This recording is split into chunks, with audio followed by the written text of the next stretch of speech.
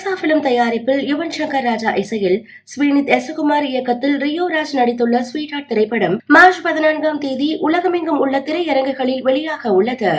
Robert திரைப்படத்தினுடைய தேர்தல் விழாவுக்கு வந்திருக்கும் அனைத்து பத்திரிகையாளர் ஊடக நண்பர்கள் எல்லாத்துக்கும் என்னுடைய பணிவான வணக்கம். மற்றும் முன்னாள் அமர்ந்துட்டு இருக்க படத்து டீம் சம்பந்தப்பட்டவங்க, அப்புறம் சொந்த பந்தங்கள் எல்லாருமே வாழ்த்து வந்திருப்பாங்க. அவங்களுக்கு என்னுடைய பணிவான வணக்கம். மேல இருக்கிற என்னுடைய திரையுலகை சேர்ந்த அனைத்து மரியாதைக்குரியவர்களுக்கும் என்னுடைய பணிவான வணக்கத்தை தெரிவிச்சுக்கிறேன். முதல்ல சக்தி பிலிம் ஃபேக்டரி அவருக்கு தான் நன்றி சொல்லணும். நான் படம் எடுக்கிறது பெருசு இல்லை, அந்த படத்தை வெளியே கொண்டு வர்றதுக்கு ஒரு பேக் போன் மாதிரி இருந்து சப்போர்ட் பண்ணோம். ஸோ அவர் இந்த படத்துக்கு அதை செஞ்சிருக்காரு. ஸோ முதல் தயாரிப்பாளருக்கு அவர் இந்த அளவுக்கு செஞ்சது எனக்கு ரொம்ப சந்தோஷமா இருக்கு. அவருக்கு நன்றி தெரிவிச்சுக்கிறேன். என்ன விட சாந்தனுக்கு தான் நல்ல பழக்கம். அவரு நான் எங்க இப்படி ஃபங்க்ஷன்ல தான் பாத்துக்கிறேன், மற்றபடி சாந்தன் தான் கோயம்புத்தூர்ல அப்பப்ப மீட் பண்ணி உட்கார்ந்து. அதுக்கப்புறம் கவிதை இருந்து ஆரம்பிக்கணும். கவிதை எனக்கு உண்மையிலேயே ஆச்சரியமா இருந்தது. என்னன்னா, அவரு தமிழ் நான் எப்பவுமே ரொம்ப ரசிச்சு கவிதை எப்ப தொகுத்து வழங்கினாலும் அதை சொல்லிக்கிட்டே இருப்பேன். எல்லா இதுலயும் நம்மகிட்ட இல்லாத ஒண்ணு ரொம்ப சிறப்பா அவங்க பேசுறாங்க, அவ்வளவு இலக்கணம் சுத்தமா தமிழை வச்சிருக்கிறாங்க அப்படின்னு சொல்லிட்டு. எனக்கு இந்த படத்துக்கு அவங்க தயாரிப்பாளர் அப்படிங்கிறது எனக்கு உண்மையில சொல்ற வரைக்கும் எனக்கு ஒண்ணும் புரியல. அப்படி இங்க வந்ததுக்கு அப்புறம் தான் நிறைய ஏற்கனவே ஷார்ட் பிலிம் எல்லாம் வேற எடுத்திருக்காங்க அப்படின்னு சொல்லி. ஸோ சின்ன மீன் போட்டெல்லாம் பார்த்துட்டு படம் பார்த்துட்டு தான் அதுக்கப்புறம் கமர்ஷியலா இப்போ கமர்ஷியலா உடனே பண்ணலாம் அப்படின்னு முடிவு வந்திருக்காங்க. ஸோ தயாரிப்பாளர் வந்ததுல அவங்க நாளைக்கு மகளிர் தினம், ஆனா எல்லாத்தையும் இன்னைக்கே ஸ்டேஜ் ஏற்றி எல்லாத்தையும் அவங்க சக பத்திரிகையாளர் எல்லாத்துக்கும் அவங்க கௌரவிச்சது அப்படிங்கிறது ரொம்ப சந்தோஷப்படக்கூடிய ஒரு சமாச்சாரம். அதுக்கு வாழ்த்து தெரிவிச்சுக்கலாம். அப்புறம் மூத்த பத்திரிகையாளர், ஆனா எனக்கு ரொம்ப பாசத்தோட நட்பா பழகிற செல்வம் சார், அவரை ஃபர்ஸ்ட் டைம் பிஆர்ஓ அப்படின்னு சொல்லியிருக்காங்க. அது எனக்கு ரொம்ப மனசுக்கு நிறைவா இருந்தது. அதே மாதிரி அவங்க பேசும்போது சொன்னாங்க, நல்லா பேசுவாங்க. நல்லா பேசும்போது சொன்னாங்க, பாக்யராஜ் சார் அது ஃபைட்டுக்கு போகக்கூடாது, நீங்க டான்ஸ் நினைச்சிட்டு போகக்கூடாது, நீங்க நடிப்பு நினைச்சிட்டு போகக்கூடாது நீங்க அப்படின்ட்டு. ஒன்லி கதை தான் அப்படின்னா இது எல்லாமே ஒரு மைனஸ் அப்படிங்கறத சொல்லாம சொல்லி கதையை மட்டுமே நினைச்சிட்டு வாங்க அப்படின்னு சொல்லி எனக்கு பிரமாமா ஒரு வாழ்த்து படுற மாதிரி வாய்ச்சாங்க.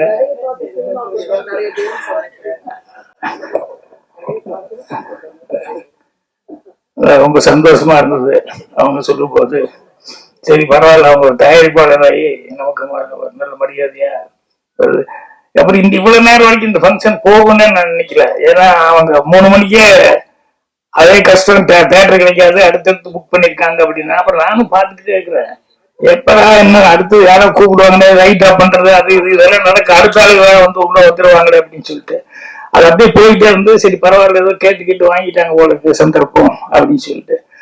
அதே மாதிரி இந்த இன்னொருத்தருக்கு வாழ்த்து சொல்லணும், சாருக்கு வாழ்த்து சொன்ன மாதிரி ரீஎன்ட்ரி ரொம்ப அவர்கள் அது தானு சார் சொல்லிட்டு போனாரு.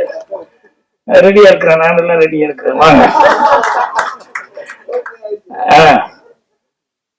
அந்த மாதிரி இந்த படம் அவங்களுக்கு எல்லாருமே இவ்வளவு தூரம் ஒத்துழைப்பு கொடுத்து பண்றதுக்கு அவங்க கேரக்டர் அதுதான் ரொம்ப முக்கியம். அது எனக்கு அவங்க கேரக்டர் எத்தனை பேர் பத்திரிகையாளர்ல இருந்து எல்லாருமே சக நண்பர்கள் எவ்வளவு பேர் சும்மா ஒருத்தர் முன்னுக்கு வர முடியாது. எல்லாரும் ஆணுக்கு பின்னாலதான் பெண்ணுமாங்க, இந்த பெண்ணுக்கு பின்னால பல ஆண்கள் இருக்கிறாங்க நிறைய பேர். அவங்க எல்லாருமே நல்ல விதத்துல சப்போர்ட் பண்ணியிருக்காங்க. அது எனக்கு ரொம்ப சந்தோஷமா இருக்கு. அப்புறம் இன்னொருத்தர் இவங்க பிரதர் கார்த்திக், எனக்கு பொறாமையா இருந்தது. இவர் அவரை சொல்ல, அவரை உடனே கூப்பிட, இது பண்ண அப்படின்னு உட்காரு. ஏன்னா எங்க அண்ணன் பேசுறதுலே துறக்குவாரு. சினிமா டிராமான்னு சொன்னாலே கோயம்புத்தூர்ல சினிமா டிராமாவா அப்படின்ட்டு பெருசா தடி கீடி என்ன இருக்குதோ அதெல்லாம் எடுத்து துரத்துவாங்க. இதெல்லாம் நம்ம செய்யற வேலையா அப்படிங்கிற மாதிரி. அப்புறம் நான் சினிமாவுக்கு வந்ததுக்கு அப்புறம் தான் அக்செப்ட் பண்ணிக்கிட்டாங்க. ஆனா எனக்கு இப்போ பாருங்க, தம்பியை கொண்டு வரணும் அப்படிங்கிறதுக்காக வந்து அவர் எந்த அளவுக்கு சப்போர்ட் பண்ணியிருந்தா இதெல்லாம் கொடுக்கணும். அவங்க ஒரு பெரிய சப்போர்ட்டு, கவிதா அவருக்கு பெரிய சப்போர்ட்டு. அப்புறம் அந்த மெட்ரோ படத்துல நான் பார்த்தேன். அதுல கொஞ்சம் ஒரு ஒரு நல்ல ஃபோர்ஸான ஒரு கேரக்டரா வந்து பண்ணிருப்பாரு. இங்க பார்த்தா அது சம்பந்தமே இல்லாம உட்காந்துக்க, என்ன விட இன்னசென்டா உட்காந்துக்க, எதுவுமே கசாத சைலண்டா வந்தது. அந்த படத்துல நான் பார்த்ததே வேற மாதிரி இருந்தது. இதனால இந்த படத்துல எப்படி இருக்கு அப்படின்னு. ஸோ உங்களுக்கு உங்க பிரதரு சிஸ்டர் எல்லாமே கிடைச்சது உங்களுக்கு ஒரு பெரிய கொடுப்பினை. அப்புறம் இந்த படத்துல இன்னைக்கு இசை வெளியீட்டு இது டெய்லர் வெளியீட்டு விழாங்கிறதுனால ஜோவன் முதல் கொண்டு கேமராமேன் முதல் கொண்டு இதுல பணியாற்றின எல்லாத்துக்குமே என்னுடைய வாழ்த்துக்களை வந்து தெரிவிச்சுக்கிறேன்.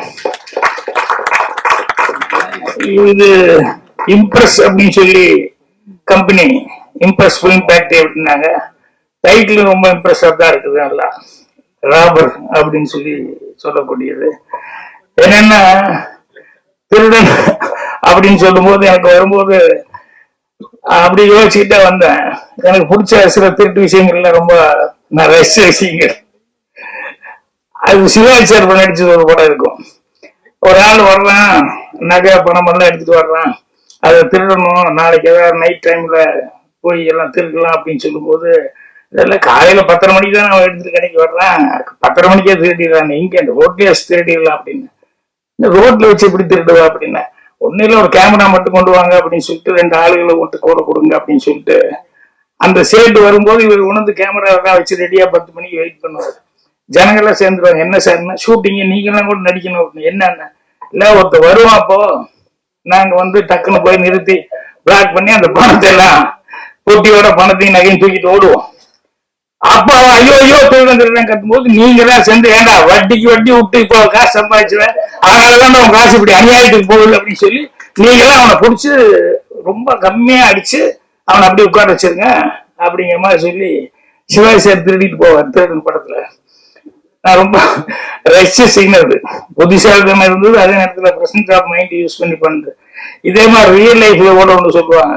என்னன்னா இன்கம் டேக்ஸ் வந்து எல்லாருமே பேஜராயிருவோம் இல்லையா, திடீர்னு வந்து நிக்கிறாங்க அப்படிங்கும் போது அது எம்ஆர்ஆர் வீட்டுக்கு ஒரு தடவை இன்கம் டேக்ஸ் ஆஃபீஸர் வந்துட்டாங்க. வந்து என்ன இன்கம் டேக்ஸ் நாங்க அப்படின்னா ஒரு 4-5 பேர் உடனே எம்ஆர்ஆர் வந்து ஐயோ ஐயோன்னு கட்டினாரு. வீதியில எல்லாம் எம்ஆர்ஆர் ரோட்ல வந்து ஐயோ என் வீட்டுக்குள்ள திருடம் வந்துட்டு என்ன கத்தியை காட்டு மிரட்டுறா நீங்களாம் காப்பாத்தணும் நம்ம எம்ஆர்ஆர் வீட்டுல கொண்டு உடனே எல்லாம் புந்து அடி. இன்கம் டேக்ஸ் அடி விழுந்துருக்கு. இவரு பொட்டி படிக்கிற என்னென்ன வச்சிருக்காரா ஏதாவது பத்திரமா கார்ல எடுத்து வச்சு சேஃப்டியா கொண்டு போயிட்டாரு. அன்னைக்கு இன்கம் டேக்ஸ் அன்னைக்குதான் அதுல இருந்தா போலீஸ் இல்லாம எந்த வீட்டுக்கும் இன்கம் டேக்ஸ் போகிறாங்க. அன்னையில இருந்தா போலீஸே வந்து இது பண்ண ஆரம்பிச்சாங்க அப்படின்னா. அந்த மாதிரி திருடர்கள் அப்படின்னு சொன்னோம்னா அதுக்கு ஒரு பிரெயின் வேணும், வித்தியாசமா என்ன திருடலாம் அப்படின்னு சொல்லிட்டு. இப்ப நானே நினைச்சு பார்த்துக்குவேன். என்னன்னா இந்த முதல்ல திருடுறவன் வந்து அவன் கெட்டிக்காரதான், என்ன சேஃப்டியா வைக்க முடியுமா எல்லாமே சேஃப்டியா வச்சிருப்பாங்க. ஆனா இவன் மைண்ட் வந்து ரொம்ப பிரமாதமா அதை யூஸ் பண்ணி எப்படா அதை திருடிட்டு போறது அப்படின்னு சொல்லிட்டு ரொம்ப பிளான் பண்ணி கரெக்டா போய் இவன் வந்து அடிச்சுட்டு போயிடுவான். அப்புறம் போலீஸ்காரன் வருவான். அவன் வந்து எப்படி நின்று பார்ப்பான், எந்த வழியா உள்ள வந்திருக்க முடியும், எப்படி வந்திருக்கணும், ரேகையெல்லாம் போறதுக்கு முன்னாடியே அது பழக்கமானவனா இல்ல புதுசா தெரிஞ்சவனா அப்படின்னு சொல்லி பார்த்துட்டு இவனை வந்து போலீஸ்காரன் வந்து கரெக்டா அவன் ரூட்டை கண்டுபிடிச்சு இவன் போய் அரெஸ்ட் பண்ணுவான். சோ அது இதை விட பெரிய திருடனை விட பிரெயின்ங்கிறது வந்து போலீஸ்காரனுக்கு. அதுக்கப்புறம் இது கோர்ட்டுக்கு வரும். அந்த லாயர் கேட்டுக்குவாரு. கேட்டு என்ன அவன் திருடின அப்படின்னு. அப்புறம் போலீஸ் இப்படி பிடிச்சாங்க, இல்ல மர்டர் கேஸ் ஏதோ ஒன்றை பிடிச்சாங்க.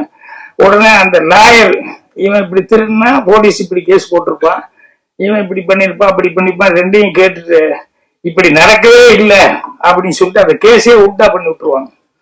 சில நேரங்கள்ல அந்த லாயர் பண்றது இருக்க இந்த திருட மூலையை விட போலீஸ்கார விட அவங்க இன்னும் கிரிமினல் மூளை. லாயருக்கு தப்பா நினைச்சு கூடாது, ஜெயிச்சுக்கிறதுக்காக சொல்லுவாங்க.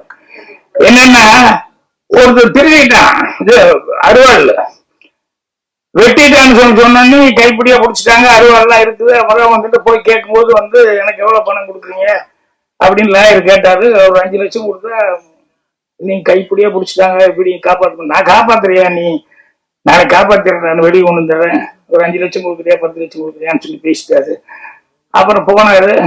அடுத்த நாள் வந்து என்னன்னா கோர்ட்ல வந்து கூப்பிட்டு இது மாதிரி அருவாள் வெட்டின அருவாள் பார்த்தவங்க எல்லாம் இருக்காங்க, வெட்டின அருவாள் இருக்குது அப்படின்னு உடனே இந்த லாயர் அருவாளுக்கு வெட்டின அருவாள் கத்தி இருக்காது, ரத்தம் இருக்கு, எல்லாம் ஓகே இவரான அதை போய் அந்த அருவாளை எடுத்துட்டு போய் கொஞ்ச நேரத்திலேயே இந்த ஃபாரன்சிக் மாதிரி ஆளுங்க இருப்பாங்க இல்லையா, இந்த பிளட்டை செக் பண்ணி அதை முதல்ல செக் பண்ணிட்டு வர சொல்லுங்க.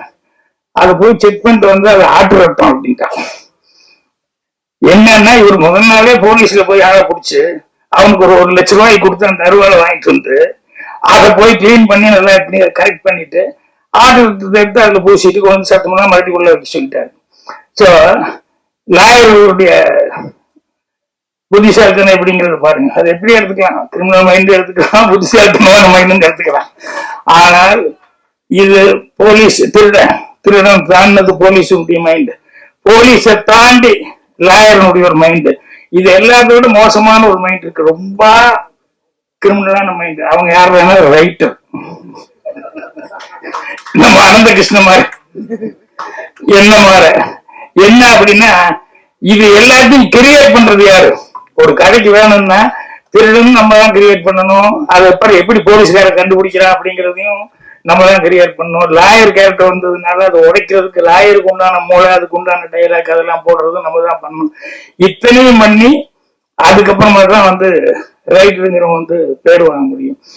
ஸோ சினிமால வந்து ரைட்டர் அப்படின்னு சொல்லும்போது அனந்த கிருஷ்ணன் அவர்கள் அந்த ஃபர்ஸ்ட் படம் அது பார்த்தேன். அதுல வந்து அந்த கிரைம், நான் எடுக்கிற படம் வேற, நான் பாக்குற படம் வேற. என் லைப்ரரிக்கு என்ன சொல்லுவான் பூர்ணிமா கிட்ட, எங்க சம்பந்தமே இல்லை சார், எப்ப பாரு கத்தி துப்பாக்கி இது இருக்கிற படமா எடுத்துட்டு போறாரு, நான் அவர் எடுக்கிற படத்துல அதெல்லாம் வர்றதே இல்லை அப்படின்ட்டு. எனக்கு சினிமா பாக்குறதுன்னா ஃபைட்டு கீட்டு இதெல்லாம் இருந்தது எனக்கு பிடிக்கும்.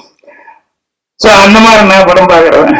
ஆனா இவர் அனந்த கிருஷ்ணன் அந்த ஃபர்ஸ்ட் படம் செய்யும் போது பார்த்தா அதுல வந்து பிளானிங்கு அதெல்லாம் பண்றது, அதை எப்படி கண்டுபிடிக்கிறாங்க அப்படிங்கறதெல்லாம் வந்து ரொம்ப அழகா பண்ணியிருந்தாரு. இப்போ சினிமால வந்து ஒரே ஒரு விஷயம்தான், ஒண்ணு ஏதாவது புதுசா ஒரு விஷயம் சொல்லணும், இல்லைன்னா சொல்ற விஷயம் வந்து சொல்ற விதம் இருக்குல்ல அது புதுசா இருக்கணும். இந்த ரெண்டுல ஏதாவது ஒண்ணு இருக்கணும். இது விட்டு ஒன்றும் பண்ணவே முடியாது. ஸோ புதுசா கிடைக்கலன்னா கூட சொல்ற விதம் வந்து புதுசா இருக்கிற மாதிரி பாத்துக்கணும். ஸோ அவர் இந்த மெட்ரோ படத்துல வந்து அவருடைய அந்த ஸ்கிரிப்ட்ல வந்து அவங்க எப்படி திருடுறான், அதை எப்படி ஃபாலோ பண்றாங்க, எப்படி பிடிக்கிறாங்க அப்படிங்கிறது. அப்புறம் அதுக்கு நடுவுலயே லாஸ்ட் அந்த சென்டிமெண்ட் வந்து வச்சிருந்தாங்க, இந்த மதர் அந்த சென்டிமெண்ட் வச்சு, அப்புறம் பிரதருக்கும் அவருக்கும் இருக்கக்கூடிய அந்த இது. ஸோ என்னென்ன எமோஷன் கொண்டு வர முடியுமோ ரொம்ப அழகா அதை பண்ணியிருந்தாரு. நான் போன் பண்ணி பேசுனேன்னு நினைக்கிறேன். இல்ல ஆமா, ஆளை இப்பதான் பாக்குறேன் நானு. ஆனா படம் பார்த்துட்டு ரொம்ப நல்லா இருக்கு அப்படின்னு சொல்லிட்டு அப்பவே நான் போன் பண்ணி பேசினேன். ஸோ இதுல வந்து இப்ப ராபர் அப்படின்னு சொல்லி டைட்டில் வச்சிருக்காருங்க போது நிச்சயமா நிறைய ராபர் சம்பந்தப்பட்ட விஷயங்கள்ல அதுல என்னன்னா சுவாரஸ்யம் வந்து அதிகமா இருக்கும். ஏன்னா இந்த திருடுறவன் எப்படி திருடுறான் அப்படிங்கிறது, போலீஸ்காரன் எப்படி போய் பிடிக்கிறான் அப்படிங்கிறது எல்லாமே அது மூளைக்கு வந்து வேலை கொடுக்குற மாதிரி அந்த கிரைம்ல வந்து எதுவுமே நல்லா இருக்கும். ஸோ இந்த படம் ராபர் அப்படின்னு சொல்லி இந்த டைட்டில் வந்து ஒன்றுமே எனக்கு ஸ்கிரிப்ட் வந்து வித்தியாசமா பண்ணிருப்பாரு அப்படின்ட்டு. அதுக்கப்புறம் அனந்த கிருஷ்ணனுக்கு ஸ்பெஷலா ஒரு நன்றி சொல்லணும். என்னன்னா அவருடைய அசிஸ்டன்ட்டுக்கு படம் கொடுத்து இந்த படத்தை டைரக்ட் பண்ணி வச்சிருக்காரு. அது பெரும்பாலும் அப்படிலாம் நடக்கிறது கொஞ்சம் கஷ்டமா இருக்கும், அந்த மாதிரிதான் நடக்காது. ஆனா அவர் வந்து உதவியாளருக்காக வந்து ஒரு படம் பண்ணணும்னு சொல்லி அதை வந்து ஓகே அப்படின்னு சொல்லி கவிதா அவர்களும் அக்செப்ட் பண்ணிக்கிட்டு அவங்க வந்து படம் ப்ரொடியூஸ் பண்ணது அப்படிங்கிறது வந்து அதான் அந்த அண்டர்ஸ்டாண்டிங் அப்படிங்கிறது வந்து அவர் எந்த அளவுக்கு சின்சியரா ஒர்க் பண்ணிருந்தா இவர் இந்த அளவுக்கு அவருக்கு ஒரு வாய்ப்பு கொடுத்துருப்பாரு அப்படிங்கும்போது அது மனசுக்கு சந்தோஷமா இருக்கு. இது வந்து ஒரு ஆரோக்கியமான விஷயம் சினிமால. நானே வந்து பார்த்திபன் தான், நான் தான் பூஜை போட்டேன் ஃபர்ஸ்ட். அப்புறம் வேற சில காரணங்கள்னால படம் வந்து செய்ய முடியாம போச்சு. அப்புறம் பார்த்திபனுக்கு அப்புறம் பாண்டியராஜனே என்னோட பேனர்ல வந்து அவனும் நானே ஸ்கிரிப்ட் எழுதி கொடுத்தேன். ஒரு 2-3 படம் பார்த்திபன், தாய் குடும்பமே கபடி கபடி இதெல்லாம் வந்து எப்போ சும்மா இருக்கும்போது யோசிச்சு வைப்போம். அப்புறம் கொஞ்சம் தள்ளி வந்துருச்சுன்னு வச்சுக்கோங்க, இனி போய் நம்ம லவ் பண்ணிட்டு இருந்தா நல்லா இருக்காது, இந்த ஏஜ் தாண்டியாச்சுன்னா இப்போ போய் லவ்னு சொல்லிட்டு தான் நல்லா இருக்காது அப்படின்னு சொல்லும் போது, அப்ப பாண்டியராஜன் அவங்க எல்லாம் வரும்போது சரி இந்த கதை நீ பண்றா இது நல்லா வரும் அப்படிங்கிற மாதிரி சொல்லி இது பண்ணுவேன்.